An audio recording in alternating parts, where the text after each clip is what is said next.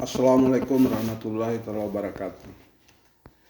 Eh, dengan rahmat Allah Subhanahu wa taala, hari ini saat ini saya ingin mencoba membicarakan mengenai bakat.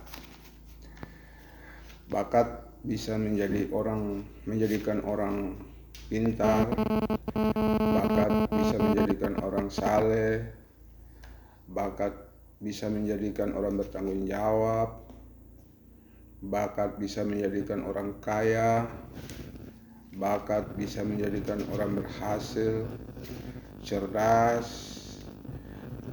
jenius. Pokoknya segala sesuatu bisa diraih dari bakat itu sendiri.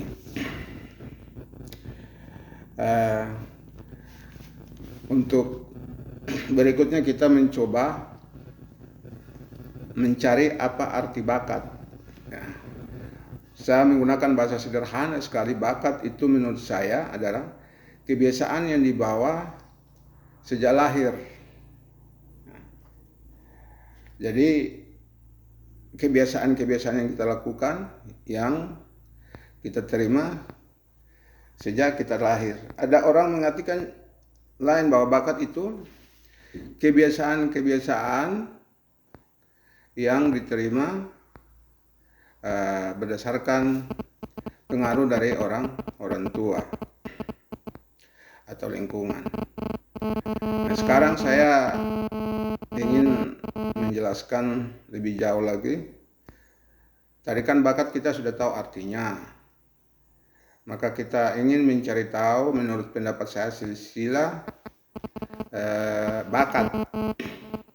Asal-usul bakat itu dari mana? Pertama dari gen ayah dan ibu. Ya, kalau gen ayah dan ibu itu petani, maka anak itu secara otomatis akan petani. Gen ayah dan ibu itu cerdas, jenius, maka anak itu juga akan jenius. Gen orang tua itu bertanggung jawab dan disiplin, maka anak juga itu akan bertanggung jawab dan disiplin. Kemudian yang berikut adalah lingkungan, keluarga, tetangga, dan masyarakat. Anak itu memiliki bakat sesuai dengan lingkungan di mana anak itu hidup, lingkungan keluarga. Nah, kemudian dari lingkungan keluarga ini, kalau umpamanya keluarga selalu kegiatannya bertani, maka anak itu akan dia bercita-cita untuk jadi petani. Nah, tetangga juga begitu. Kalau tetangga yang sebelah umpamanya selalu berolahraga bola kaki, maka anak juga akan ikut bermain bola kaki. Itu akan menjadi bakat. Masyarakat umpamanya bakatnya ibadah, sholat, maka anak punya bakat juga akan ikut sholat. Jadi akan terbentuk 3 bakat di anak sekaligus, dari bakat keluarga, kemudian dari tetangga yang main bola, kemudian dari masyarakat yang suka selalu beribadah. Kemudian yang ketiga itu pendidikan. Pendidikan bagaimana membentuk bakat anak itu. Kalau kita orang tua, pendidikan di rumah mau seakan dia sekolah, sedangkan kita gen yang kita berikan ke dia adalah petani, maka pendidikannya di rumah, di keluarga itu usahakan kasih rajin membaca, sediakan sarana prasarana pendidikan, nonton TV tentang pendidikan, video pendidikan, film pendidikan, cerita-cerita motivasi tentang pendidikan, ya seperti itu. Kemudian termasuk yang ketiga, cara membina bakat. Ya, bakat yang sejak terlahir atau akibat pergaulan, bagaimana kita kembangkan supaya dia menjadi profesi. Itu pertama, langkah-langkah yang harus kita tempuh, latihan. latihan sendiri, manual, ya. Anak kita jadikan sebagai objek atau subjek supaya dia mau berlatih sendiri. Kemudian harus ada mentor, guru privat atau guru yang lain di lingkungan di mana kita hidup. Harus punya mentor yang bisa mendidik yang bersangkutan supaya bakatnya itu berkembang, jangan dia tetap di tempat. Kemudian setelah ada mentor ada uji coba. Apa yang dilakukan oleh mentor, teori, praktek, adakan uji coba terhadap penyampaian tadi. Kemudian praktek. Praktek hasil uji cobanya baik, baru kita praktek laksanakan. Apa yang mau kita jadikan bakat itu, apa terhadap diri kita, apa terhadap masyarakat, atau terhadap anak. Dan yang di sini pelestarian. Jadi bakat yang baik kita harus lestarikan pada diri kita. Kalau kita orang tua berikan kepada anak, lestarikan pada anak kepada masyarakat, lingkungan umpamanya. Bakat kita mengajar kita harus lestarikan, bakat kita membaca kita harus lestarikan, melukis harus lestarikan. Nah, itu adalah aset. Yang keempat, cara merubah bakat. Nah, kita tadi cerita umpamanya, saya kasih andai-andai saja ini masyarakat keluarga petani, papa petani, mama petani, dia ingin anaknya nih sekolah. Jelas anak melawang, tidak mau, ya, karena dia tahu bahwa masa depan itu dari bertani saja. Dia lihat dunia ini, dia lihat orang tuanya berusaha bertani. Bagaimana merubah bakatnya tadi supaya dia percaya bahwa kemajuan untuk kita sebagai orang tua menginginkan dia jadi sarjana umpamanya, sarjana apa saja, di bidang apa saja, maka kita harus adakan strategi. Yang pertama di sini, adakan pendekatan kepada anak, pakai metode pendekatan ceramah, pendekatan cara dia berteman, pendekatan putar video, film dan lain sebagainya. Atau bawa dia ke tempat-tempat yang di situ pendidikannya sudah berhasil dan berkualitas. Jalan-jalanlah gitu.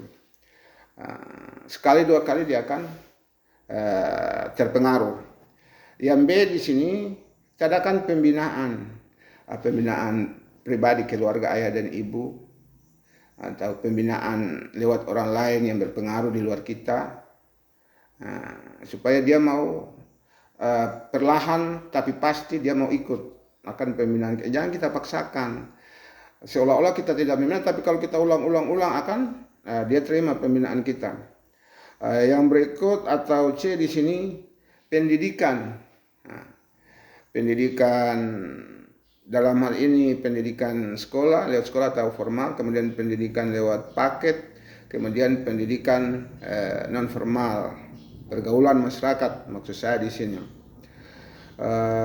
Yang berikut pengamalan. Pengamalan 3 item yang di atas, pendekatan sudah, pembinaan sudah, pendidikan sudah, diamalkan. Artinya orang yang kita merubah dia punya bakat itu bagaimana supaya dia bisa amalkan. Mungkin caranya pakai penghargaan, penilaian, dan cara-cara yang lebih baik lainnya, yang lebih bagus lainnya, yang lebih tepat dan akurat, supaya orang itu bisa merubah bakatnya. Nah, seperti itu.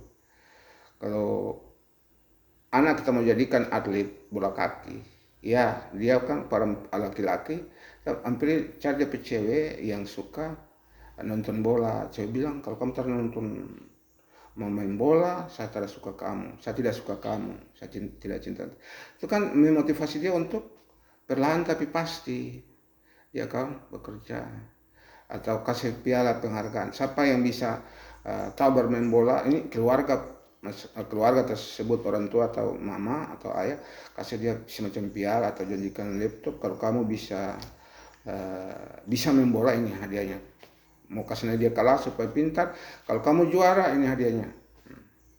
Ini cara merubah anak agar dia rajin belajar. Kalau tidak kan tetap dia tidak akan belajar. Yang kelima di sini konfigurasi bakat. Artinya bakat itu dia datang lewat proses, dia tidak secara otomat, ya.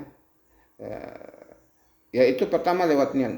Jadi awal bakat timbul itu dari niat yang dimiliki oleh seseorang.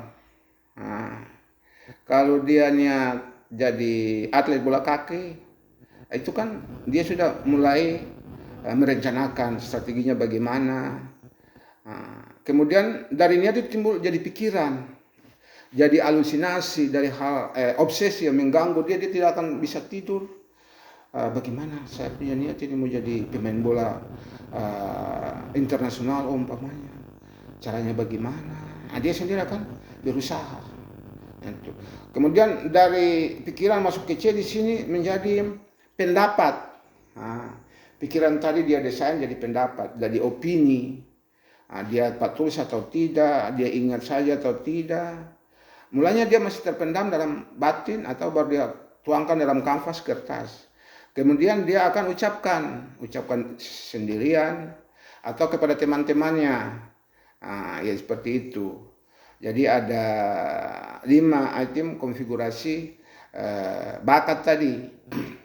Dan ini akan suka atau tidak suka dimiliki oleh setiap orang yang namanya manusia. Jadi ucapan kemudian jadi etika, ya, etika atau jadi moral, jadi kalangkuang, ya, jadi perbuatan. Itu konfigurasi dari elektron: niat, pikiran, pendapat, ucapan, dan etika atau moral, kalangkuang. Ini akan bisa kita usahakan supaya anak atau seseorang mau kita rubah bakatnya, dia punya niat. Dia masih kecil, kita bawa dia nonton bola, para main peminat, kita video kisahnya peminat ini, niatnya kan sudah ada. Itu akan merubah dirinya dan pikiran dan sebagainya menjadi etika atau menjadi dia punya akhlak, menjadikan dia pintar. Kasih dia nonton cerdas cermat yang orang jadi juara, para profesor yang berhasil, cerita-cerita ke mereka dan lain sebagainya. Kemudian yang keenam ini bagaimana kita usahakan mereka itu atau anak atau masyarakat mencintai bakat mereka. Solusinya di sini ada 4 menurut saya pribadi, yaitu kisah-kisah. Kita sendiri yang ceritakan kisah orang-orang berhasil, ya. Sesuai bakat yang mau kita bangun di anak itu, di orang masyarakat itu. Kisah orang-orang saleh kalau kita mau jadikan masyarakat itu saleh. Putarkan videonya, putarkan filmnya, audionya, ya, atau ikut ceramah jamaah tabligh dan lain sebagainya. Yang baca-baca buku yang ada kisah-kisah tentang orang-orang saleh. Kemudian B, argumen. Tersediakan argumen lisan, tulisan, video dan lain sebagainya yang akan membuka dia punya wawasan bahwa memang benar ini kita jadi orang saleh itu betul selama dunia akhirat. Jadi kalau kita ulang-ulang, mulanya dia tidak terima, lama kelamaan dia akan terima. Maka dia akan cintai bakat tadi.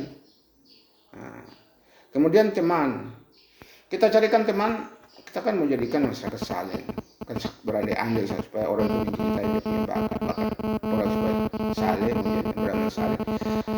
Kita carikan dia temannya harus orang saleh, orang pintar bicara bagaimana jadi orang saleh, orang pintar praktek bagaimana jadi orang saleh, dan dia orang yang kita angkat jadi teman memang orang saleh, sehingga dia peragakan,